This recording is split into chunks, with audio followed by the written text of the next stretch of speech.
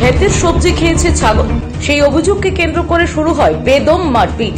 দেবরের মারে এখন হাসপাতালে। আমি ভাবছিলাম আমার এমনি ডাকছে ক্লাসমেট হিসাবে আমি ভাবছি, কারণ এরপরে আমি জিজ্ঞাসিলাম কিতা লাগে আমার ডাকছো।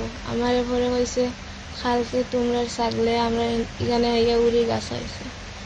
আমিও হয়েছে খালকে হইলে না, ওগুলো কোয়ার পরেও আমার দুইজনে আইয়া মারা শুরু করছে। তারপরে আমি মারিয়া আমার জমিনে ফেলানোর পরে আমার মা আইসেন ধরে, আমার ছোট ভাই।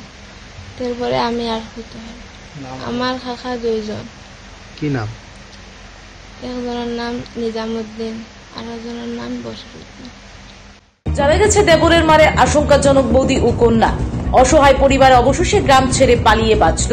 ঘটনা উত্তর জেলার পানিসাগর থানাধীন উত্তর পদ্মবিল গ্রাম পঞ্চায়েতের ৩ নম্বর ওয়ার্ডে। জমি সংক্রান্ত বিবাদ ঘিরে এই রক্তাক্ত সংঘর্ষের ঘটনা ঘটেছে। ঘটনা গত ২৮ সেপ্টেম্বর রবিবার দুপুর প্রায় ২টা নাগাদ। আক্রান্তদের অভিযোগ, তাদের পরিবারের দীর্ঘদিনের দ্বন্দ্বের জেরে আপন ছোট ২ ভাইয়ের হাতে আক্রান্ত হন বড় ভাই, স্ত্রী ও কন্যা ও পুত্র সন্তান। কি বললেন আক্রান্ত পরিবার, শুনুন। Bureau report, Tripura public opinion news. তারা বাড়ির পাশে জমিটা, এই পাশের জমিনে বাগনি এলাকাতে ফোন আছে, বইনি এলাকাত বাইকনি এলাকাত। তখন আমরা তারারে টানিয়ে টুনিয়ে গড়ে ঢুকাইছি। ঢুকানোর পরে তখন আরো ২-৪জন মহিলা মানুষ আইছে। তারা দেখিও কে তারা গেছে গিয়ে গাড়ি তৈরি হয়, আমরা ড্রাইভার নাই, গাড়ি আমরা দিতাম না। তখন তাই না করে একটা ঠেলা গাড়ি আসলো, ঠেলা গাড়ি উঠাইছি, উঠাই আমরা ঠেলা দিয়া লই আইছি এই বড়া বাজারে মেইন রোডে। ওখানে আনার পরে আরো আধা ঘন্টা পরে একটা মানুষ আছিল, তার বোলেরো গাড়ি আছিল।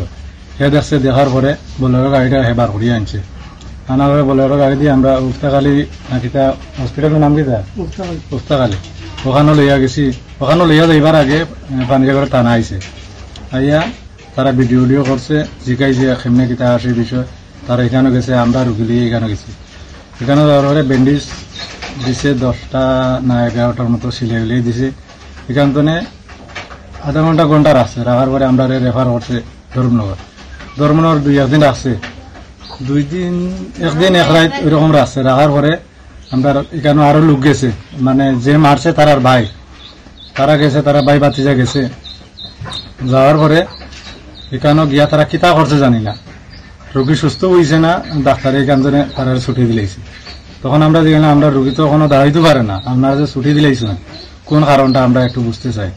তো তারা কইতেছে যে রোগী রাখি দেও, সিট লাগতো না, আমরা রাখতাম পারবো। তখন আমরা জানার বয়ে আমরা রোগী লইয়া আইতে বাধ্য হয়েছি যে যদি কেন রাখি, হেরা যদি কোনো ধরনের কিছু দিয়া থাকে আমার রোগী তারা মারি দিবে। তখন লইয়া আই গেছি আমার বাড়ি শনিছড়া, আমার বাড়িতে আনছি। আমার বোন বাগনি সব আমার ঘরে আছে শনিছড়াতে। এখন আমি এটাই আবেদন যে আমরা যে কেসটা যে করছি আমরা ন্যায় বিচার পাইতাম, আসামি যত জলদি ধরা হয় তত আমরা খুশি হইব।